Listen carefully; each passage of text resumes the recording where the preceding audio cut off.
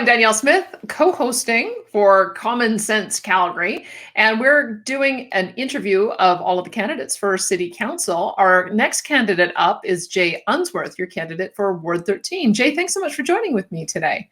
Terrific being here. Thanks for having me, Danielle. Yeah, why don't we begin by just telling us what inspired you to put your name forward to run for City Council at this time? Well, I mean, it started a while ago, probably about 10 years ago. We're starting to have conversations, and at the time, things seemed to be going quite well for the city. And for the last couple of years, I've started to notice a bit of a downhill spiral that the city was undergoing. There's some economic issues and then some divisiveness within our city hall that we were reading about. And I'm a natural bridge builder. I look forward, in everything that I do, and I'm a problem solver, and I can get stuff done. And I just thought, now's the time to throw my name in the hat. A few years back, the last election, my little girl was only 2 years old, so I wanted to stay at home and be Daddy Jay, if you will. And now it's she's going to school and she's turning into a 6-year-old teenager, and I thought what a great time to try to influence and make our city just as good as it once was. I will get into the specific ward issues, but you kind of put the big issue on the table, and that is the hollowing out of downtown. The latest stats I saw is that we've got something like enough empty office space to accommodate 100 to 140,000 workers. Do you have some thoughts on how to solve that problem? I do. The big challenge here, Danielle, that I see is that the way we engineered our downtown, it's not simply just magically turning it into mixed-use space. That's ideal. You look at cities like Seattle, Pittsburgh. They went through kind of the same thing. It's the engineering about it, and I think it's a partnership really between the city and the province, and saying, okay, well, now what is our future forward plan, and how are we going to utilize these spaces? You look at the tax shift that's coming, the devaluation of our buildings have gone down. I think $2.5 billion in the last year alone, impacting our taxes. So that's really problematic. We need to re-envision what our downtown is going to look like. And you're right, we're overbuilt, and the stats come back saying we're 20 or 30 years overbuilt, and that's a challenge. And these aren't easy problems to fix, but we are surrounded by a lot of really smart people that we bring the right people to the table. We can get ourselves out of this.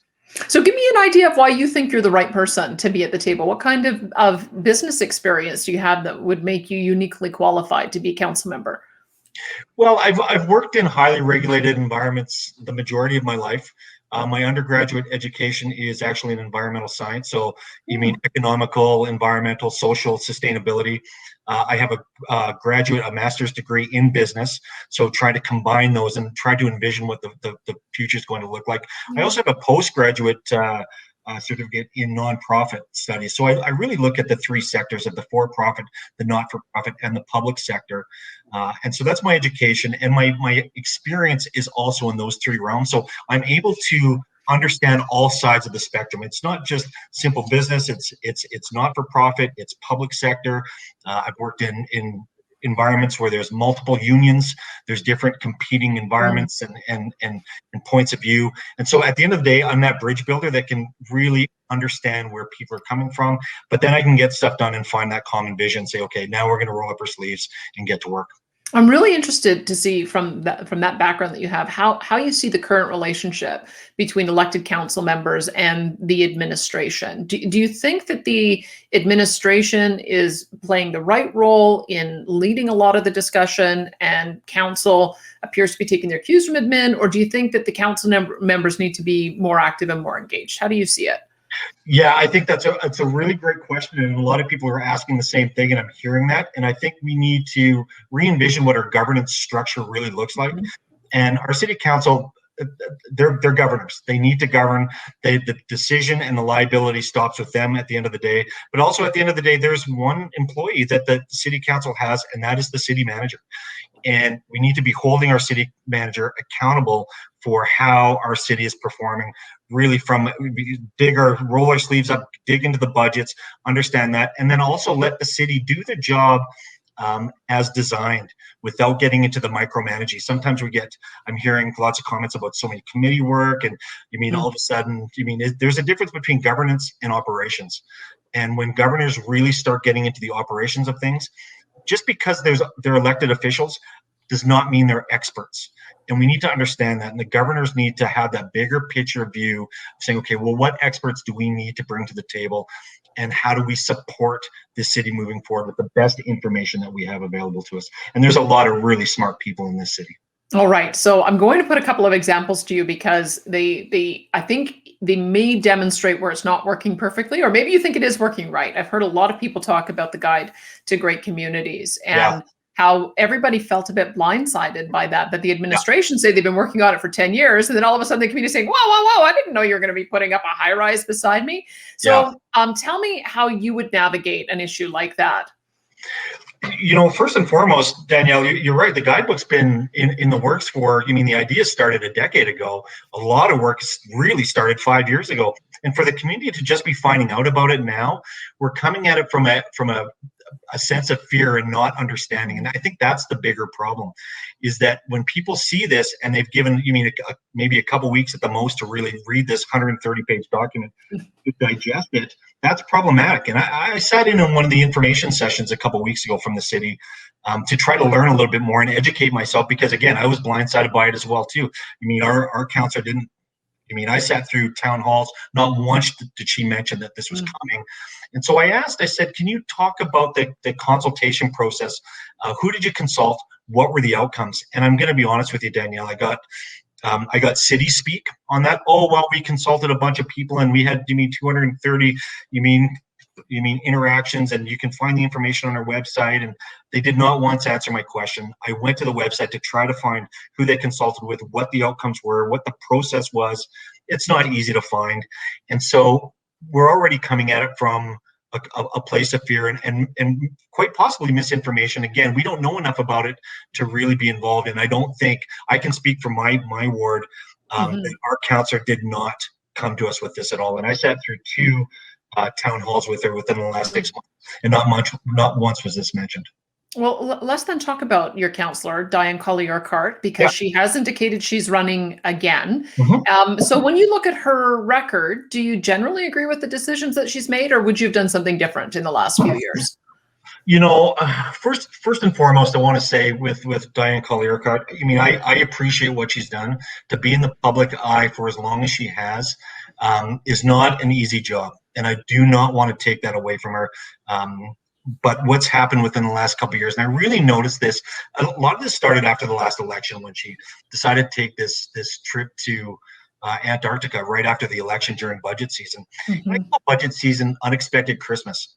Do we not know budget season was happening? I think we did, because it happens at the same time every single year. But you book this trip during, I don't get it.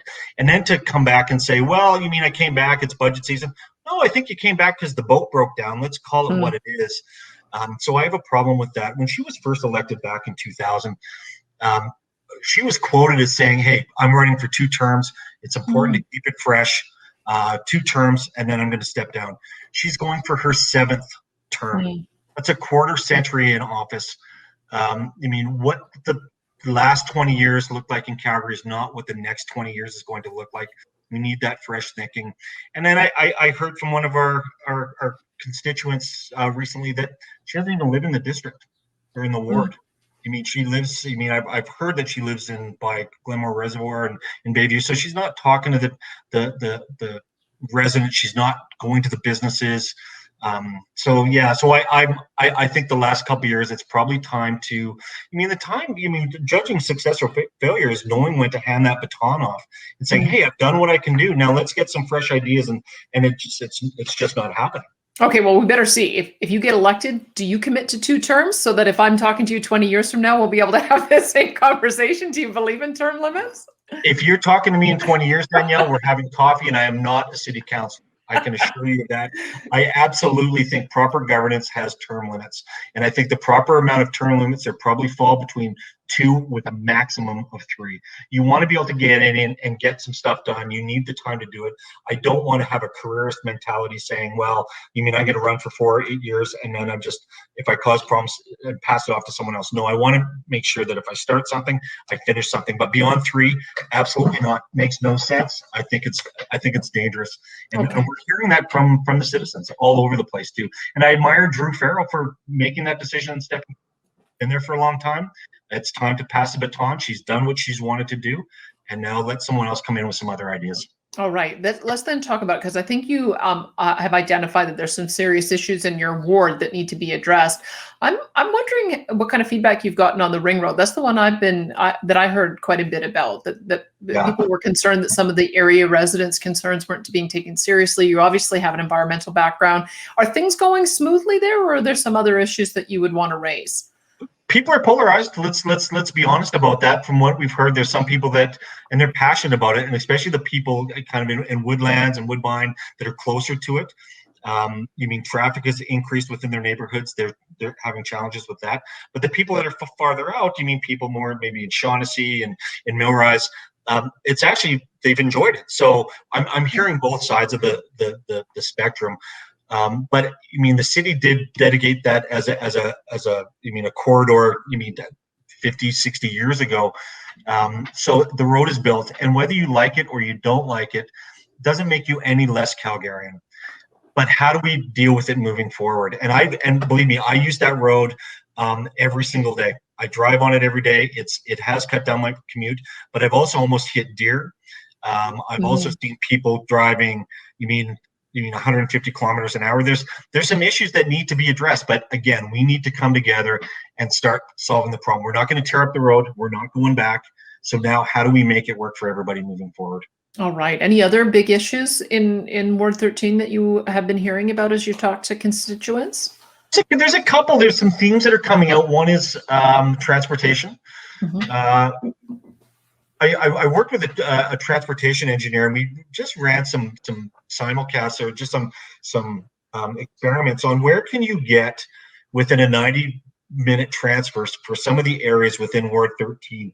Can you get to all parts of the city? And you couldn't within 90 minutes. And we ran the test on a Tuesday morning at 9 a.m. through open source software. He's a PhD transportation engineer, graduate from the University of Calgary. And we looked at where could you get within 90 minutes. And it started raising. Just so I understand, Jay, are you talking about on public transit, or are you talking about driving on public transit? Got it. Yeah. Yeah. Let's be clear. It was a public. Yeah, I only wanted to say that because I know it can take 90 minutes to get across town sometimes when you're driving. But sometimes when you're driving, exactly. But this is primarily public transit. And we look at all the young people. We have a lot of young people moving into this area. The kids need public transit. They need to be able to get to school. So this was a really big issue. Another big issue that has also come across was really the lack of dog parks and recreation facilities directly within the ward. There's a couple, but they're saying, well, when are they coming? They're advertising that they're coming, but we don't know when. And again, that's another communication issue. When people are, talk to some people in Belmont, they said, well, they're supposed to have new schools, a new recreation facility, but there's no commitment to a date. And so if it's going to be 10 years down the road, does that impact the people that are moving in now? So again, some of these issues that need to be discussed, it's that communication piece. People are investing a lot of money in their homes, and they have a right to know kind of what the plan is moving forward. And if I can't build a recreation center for another decade, we should be upfront and honest about that, saying it could be another 10 years. Does that impact what you want to do if you have a young family? Some people, it doesn't matter. They won't use it. That's okay. Again, it doesn't make you any more or less Calgarian, but these are just some of the issues that we're hearing. I'm really intrigued by that example you gave about transit and using technology to try to optimize routes, or at least map out routes. Give me some other ideas of where you think you can bring fresh thinking to some of the operational challenges that the government faces. Do you think that there's some room to bring in the private sector, to bring in new technology, to contract out? Give me some ideas of what you'd be looking at there. Danielle, I don't think we have. It's a great question again, and I don't think we have a choice but to start looking at our public or private-public partnerships and how we approach business. Really, not only in Ward 13, but Calgary as a whole. Right now, we've got a ratio of around 4-to-1 from an investment perspective, from private to public, and we need that ratio to be closer to be between 20 or 40-to-1. You want to talk about tax shift and how we're doing that. Well, when you have a ratio of 4-to-1, well, if the city of Calgary is owning all this land, they're not generating money from themselves. That's like, paying your MasterCard with your Visa and then paying your Visa with your American Express. We need to have other people out there generating that. So we absolutely have to tap into the private sector and say, how can you come in and really try to make our lives better? And there's lots of great organizations out there, really within the city of Calgary. We've got some brilliant companies already in Calgary that are, I mean, we've got NMAX donating, or not donating, but giving back to $55 million a year. They're doing some cutting edge work within solar panels and solar research, creating good, high paying trade jobs, also addressing environmental issues at the same time. We've got companies like Canada Construction, born and raised people from Calgary, helping with development. I mean, there's lots of different things we can do. Calgary Economic Development is doing some really great research about how do we expand our offerings within and diversifying our economy. I'm really hoping the Chamber of Commerce, moving forward, there's some really great opportunities there. I just see so many opportunities. I hope that answered your question. It sure does. But let me talk to you more about, you mentioned the issue of tax shift, and then you also mentioned the issue of business growth. And so I'm wondering how you see that revenue challenge that the province or that the city faces, because we have seen that assessed values on business properties have been up to 4 times higher than residential. And because of the hollowing out of downtown, it's really hammered the outlying communities, the small businesses in the outlying districts. One of the proposals has been to, over time, shift the tax burden from homeowners so that it's more balanced on business owners. What do you think of that approach? Do you approve of it? It's a careful dance on how you want to approach that. At the same time, you need to incentivize. If people are going to take that entrepreneurial risk to open something up and put their life savings into something, in my opinion, they should be able to get a return on that investment. As long as they're meeting what the market wants, as long as they've got something that the market wants, then they should have that. If we tax them to death, what's the incentive? But I've also talked to some small business owners, and I've been actually featuring some of them. I'm going around and talking to them and interviewing them. And one of the things that I would like to explore is really kind of that, looking at building up as opposed to building out. We built out a lot. We've got that. That's when we talked about the transfer. You mean the 90-minute transfer within Calgary Transit. But what about that walk-by traffic for that grocery store, for the barber, or for the flower shop or the pet food store? If you don't have that density, they're not going to be able to generate revenue. And with everything, Daniel, you know this probably just as much as everybody is, and sales solves everything. If we can get that economy going and get the money in the people's pockets so they can get that multiplier effect, we create jobs, they spend it in their community, that helps. What the tax ratio is, it's problematic because it's coming out of downtown, and people need to be aware that tax shift is coming. One of the things I'm running on is really creating the conversation and awareness of what's happening in and to our city. And this is something that's really big that we need to be passionate about, and try to figure that out. And really it comes down to, we need that privatization of not all of our businesses. I don't believe that. I think there's social programs and stuff like that the government needs to have their hand on, but we need to start looking at it a little bit differently. It's interesting that you frame the issue of building up from a tax point of view. What about from an affordable housing point of view? I wonder how you look at that balance, because we've historically seen in Calgary that new communities have developed so that young families can buy that first single family home. But then we're also hearing the issue of building more multifamily inside the city so that low-income families have an opportunity to get into home ownership. How would you do that balance? Well, I certainly would focus on low-income housing. There's no question. Another side of this coin here about the tax shift is that we need to increase our population. More people contributing to the pot means you have to contribute less. But if we don't have an affordable place that we can generate, or that people can move to and feel safe in their communities and be able to afford their future, we're in trouble. And if you look at Canada as a whole, we're replacing our population at about a ratio of 1.4. We need to replace our population at least a 2.1, and we're not doing it. So where does that tax burden going? It's going on to our seniors. And I worry about our seniors that have built this city. They built it. When we had times were good, when we were young, I'm born and raised in Calgary. Our seniors are the ones that afforded us that lifestyle. It's our turn to give back. But when their property is going up in value and they're on a fixed income, we look at the tax burden there. So we need to be thinking about that kind of stuff. We need to get more people coming back to our province, but we're not just coming back for oil and gas. that has changed. I'm an energy pluralist. I believe that oil and gas is still the foundation of what our economy is, but we need significant transformation on what does that next, 20, 30, 40, 50 years look like.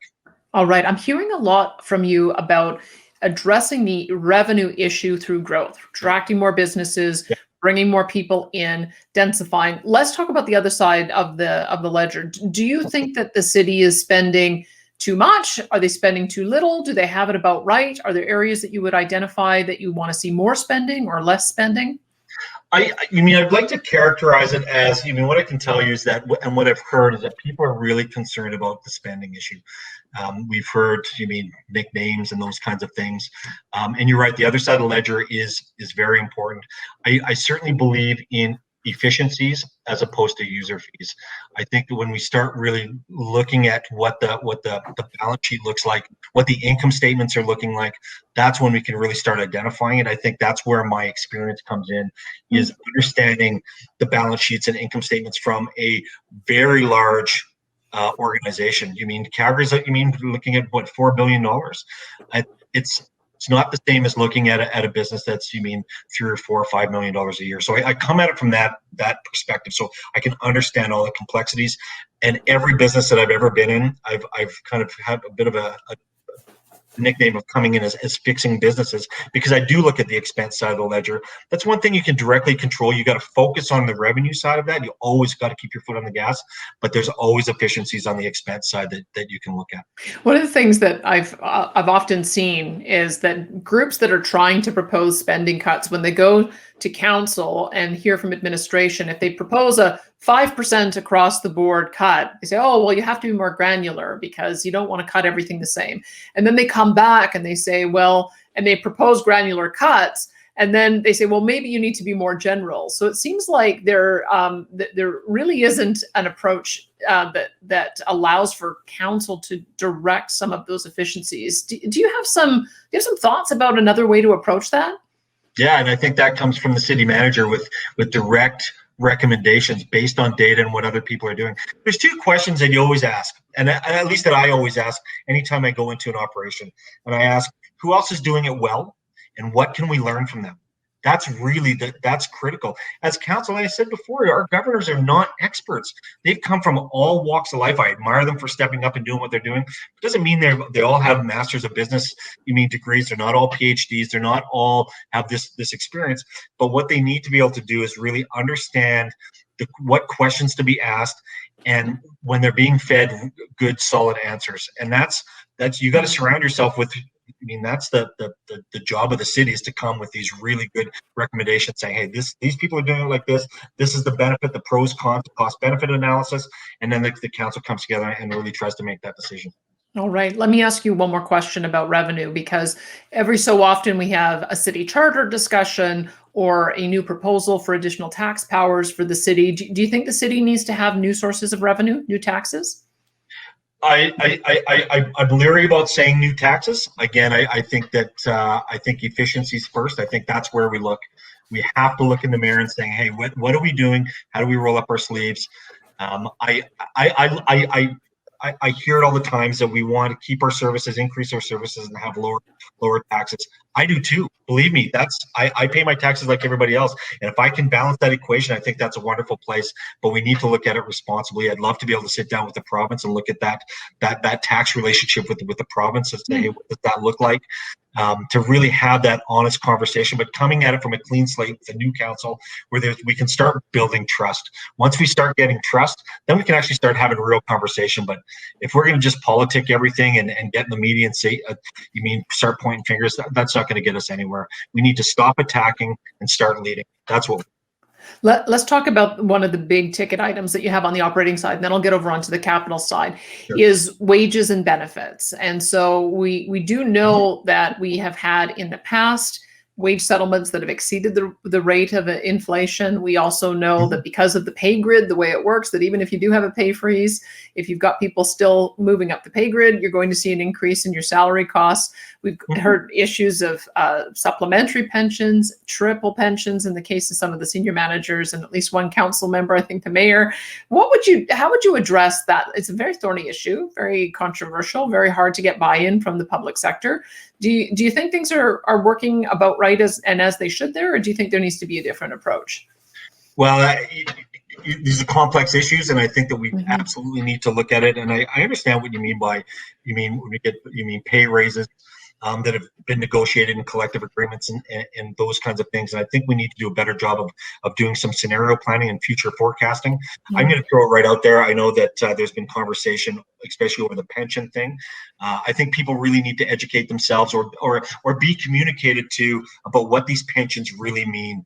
I am all for people having the right. If you work hard your whole life, you have a right to a safe retirement that you can predictably pay for. And I think that's really, really an important issue. But do I think that we need to look at the pension program? Of course we need to look at it. We always need to look at that. We can't just allow things to trickle on down without looking at it. That's got to be a consistent thing that's got to come back time and time again. I believe in fair pay for fair work. I'm a firm believer of that, and we need to do better at benchmarking and again communicating on what people are doing, how they're being compensated. Because you're right, you said it well, it's a thorny issue and everyone has an opinion on it. Again, it comes back to that communication. This is what this means. This is how we do it. And if there are better ways to do it, my ears are all open. And that's council's job, is to open their ears, start doing the listening, surround themselves with the experts and saying, okay, what makes the most sense for the city as a whole? Do you think that there's some leadership that council itself should take? I've had other candidates suggest pay cuts for council or looking at changing the pension for council members, since it is only supposed to be a temporary job. Do you have some thoughts on that? Yeah, I think you're right. It is a temporary job, but it's a temporary job. And if you want to attract good people in their prime years that have some experience, have some education that can contribute, there's got to be some incentive for them as well too. If we keep saying, well, they should volunteer their time and they shouldn't get pensions and where's the incentive? Economic theory suggests we have to incentivize somehow. I'm not saying pay exorbitant amount, but I think again, I go back to a fair wage for fair work. There's a lot of responsibility and accountability. I've talked to quite a few of the councillors. I have an understanding of what their work week looks like. I've sat through council meetings. I have an understanding of some of the complexities that they deal with. We need the people at the table to understand what those mean. And that comes with experience and that comes with education, and they need to be compensated fairly. Like I said, it's a $4 billion organization. I'm not saying in the private sector and handing out bonuses. No, absolutely not. There's got to be a give back, and you're giving back to your community because you want it to be a better place. But it's, again, at the end of the day, it's got to be fair. All right. If it's not win-win, we see what happens with that. Perfect. Thank you for that. Let's talk about the other part of the budget, which is the capital budget. There's a number of projects that I want to ask you about. In particular, the Green Line, which doesn't immediately impact your ward, but certainly would address the issues that you're talking about of can you get around the city easily. Yep. But it's also a huge ticket item. It was supposed to be a $4.5 billion project. It was supposed to be 40 kilometers. It was supposed to go all the way south and all the way north. And now it's half that. And the price keeps going up. What should be done with the Green Line? Well, first and foremost, I think we need to make a decision. We have about $500 or $600 million in sunk costs already. We walked away today. We're not getting that money back. I know that the province, the province is in a tough spot too. Economics, we have everything in oil and gas, and we're not getting those royalties. They're looking at ways to save money, but at the same time, we need to make a decision. And so I'm a believer that the Green Line will be built. When it will be built, that might be a different conversation. But all world-class cities have world-class transportation, and we need to have, I want to have a world-class city. I'm proud of our city, and I think we can compete, but we need to do it systematically. And I don't think there's a company in Canada that could do the Green Line in one shot, but we have companies in Calgary that if we chunked it out and we did it methodically and we invested properly and we have proper partnership agreements in place, we can get this done. And I start looking at, if we want to have low-income housing, we want to diversify our tax base. People with low-income housing, and they've got to be able to get around somehow. If we want to regenerate downtown, well, how are employees going to get downtown? We need to think about those kinds of things. People don't want to park. We hear the complaints about, well, parking, it's as much as Manhattan, but yet we don't have the transportation maybe to get down from key corridors. So we need to think deeper about that. And understand what we're doing and understand what that vision really, really is. But I'm a firm believer in transportation. All right. Perfect. There's other big ticket items. I'm interested in your thoughts on this one as well. Four major capital projects: the event center in collaboration with the Calgary Flames, the BMO Center expansion for convention space, the Arts Commons transformation for theater, and the Foothills Fieldhouse. Now, when the city voted to approve these projects, it was against the advice of the city's own CFO, who said that there wasn't enough money to do all four, but they went ahead and approved them all anyway. Do you think that was the right decision? Let me start with this. And what I'd like to say is, first, I want to address the Arts Common. I sat through a kind of a bit of a seminar with the new CEO of Arts Commons, who I believe came from New York City, from the Lincoln Center. And I was blown away at how impressed I was with his vision and how he saw the city playing out. I thought, what a brilliant hire. He's great for the city. So I believe in the arts in the city. I think it rounds us out as citizens. We need that. When we look at the Fieldhouse and the Flames Arena, I had some opinions about that when that started coming about as well too. Again, it's been approved. I think we need to start looking forward. Okay, now how do we do that? We can't do everything all at once. There's must-haves and nice-to-haves, and we need to understand the difference between the two. But again, I go back to world-class cities have those world-class things that people can go to. And I grew up here in the 80s and 90s, and I remember when the Flames first came, and I remember when we started getting concerts, and I remember when concerts stopped coming because then we could no longer. The Saddle Dome couldn't have it. We didn't have the right facilities. We need to start thinking about that. We need to start thinking about, what kind of future do we want to have? So we need to be looking at these things. It's like approving properties. We need to think 10, 20, 30 years down the road. But we need to start doing that now, but we don't need to do absolutely everything right now. So if you had only one to choose of those projects, if you'd been on council, which one would you have put first? I love me or hate me, I'm going to say I love the Arts Commons. I really do. Right. I think it brings a culture and awareness to our city that just exposes us, and I just think there's just so many unbelievable, talented people in the city that we need to let them. Show their stuff. It's really important. I've got to follow up then. Hockey, I love hockey. Trust me. Don't get me wrong. Okay, I've got to follow up then with the question of the public art program, because I take your point, but we've had a lot of black eyes with the public art program. The Big Blue Ring, the Beaufort Towers, there's probably the Poop Palace. There's all kinds of things that have given us a black eye. I think they tried to change that program. Are you happy with how they've changed it, or do you think they need a new approach there? I think we need to just relook at that in its entirety. I just go, Danielle, you talk about the Big Blue Ring, and I have a hard time driving down Deerfoot and looking at that, going, we spent how much money on that? Why did we do that? Because we wanted to see what that, it was beyond me. I don't get it. And I think, again, we go back to what must-haves and nice-to-haves right now. We need to, I want to grow at a consistent, predictable rate. But there's other things that we probably need to be focusing on right now. Okay, so we did talk about the things that attract people to the city, and we know that Calgary Economic Development had been earmarked $100 million to attract businesses that way. You've talked a lot about spending and efficiencies, new technology, taxes. Tell me about subsidies. Do you think this is the right approach to business attraction? I'm not sure if I call it subsidies more than I call it investment.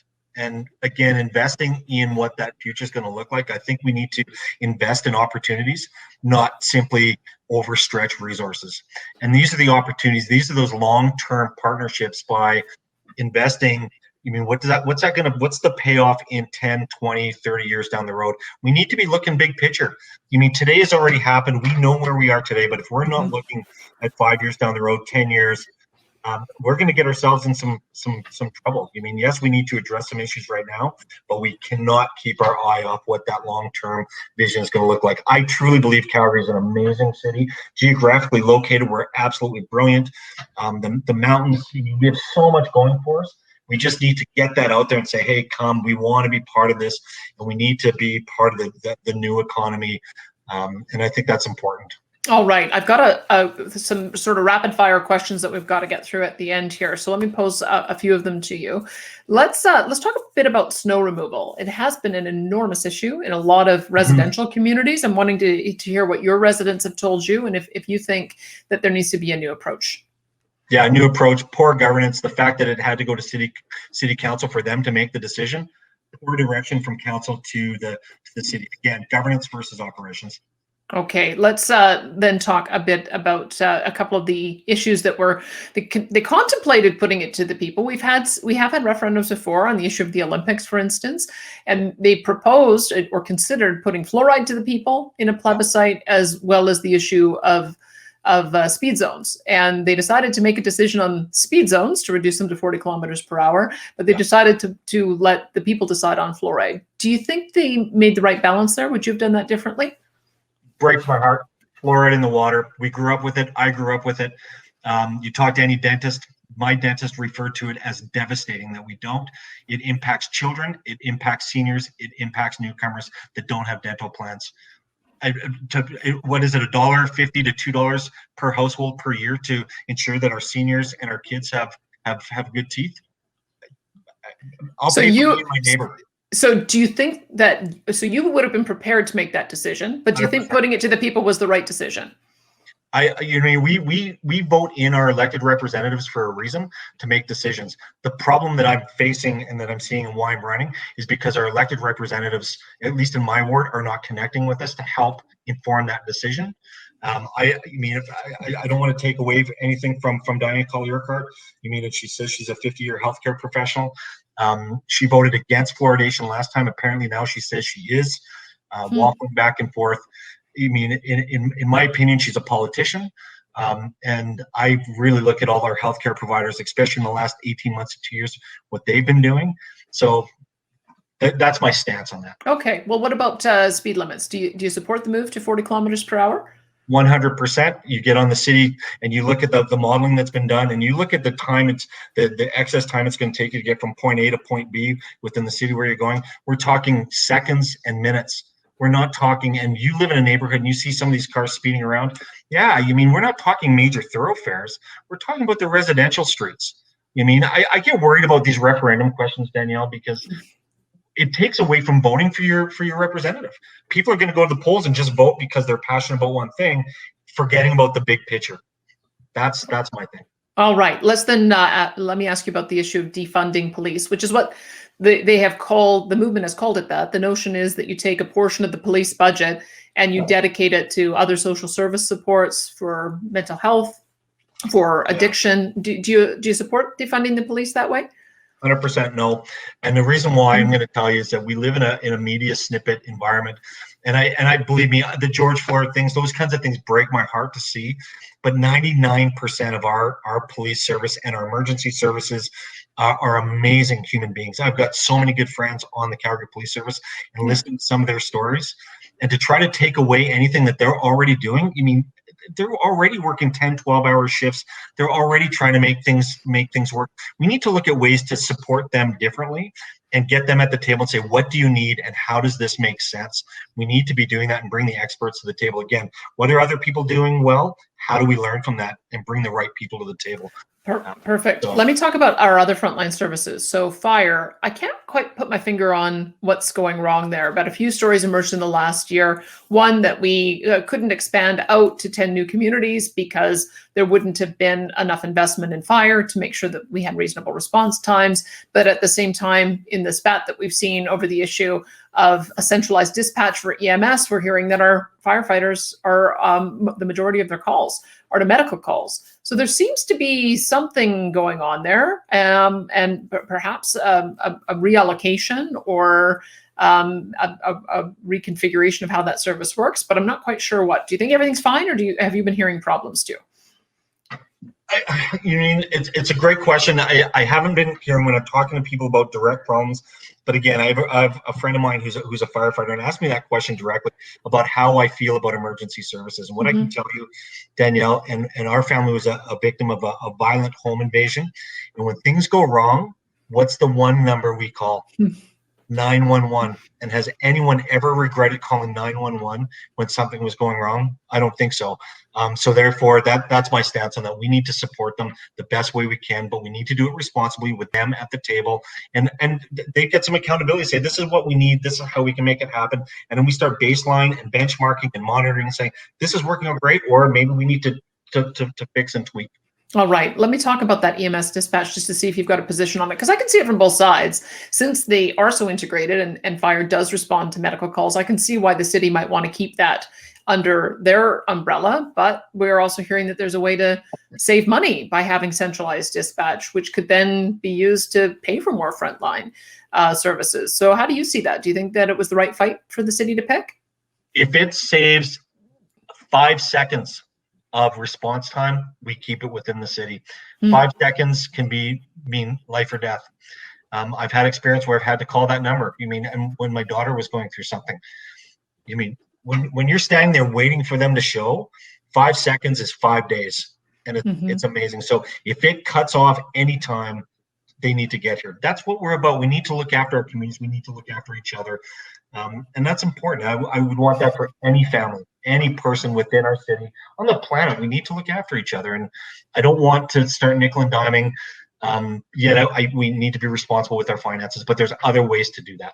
All right. Last question to you. If you had to deal with a situation where the best interests of the constituents in your own ward would be served, but it wouldn't be best for the city as a whole, how would you navigate through that? How would you balance that? Well, I'd certainly go to the community first and explain the cost benefit, really the pros and cons, and help them be part of that decision-making process. I think, in my experience, when you approach it that way and you get the key players to the plate and start making the decision, people start to understand it. It's like the law of large numbers. You start to kind of narrow in on really what's important. If people see sometimes, hey, it's better for this, and we might need to make a bit of a sacrifice, then they'll make those decisions with you. You don't make it for them, you do it together. And that's, again, that communication piece. I think that's really important. All right. Thanks so much for your time today. I sure appreciate the conversation. Thanks for having me, Danielle. This was great. You got it. That is your council candidate for Ward 13, Jay Unsworth.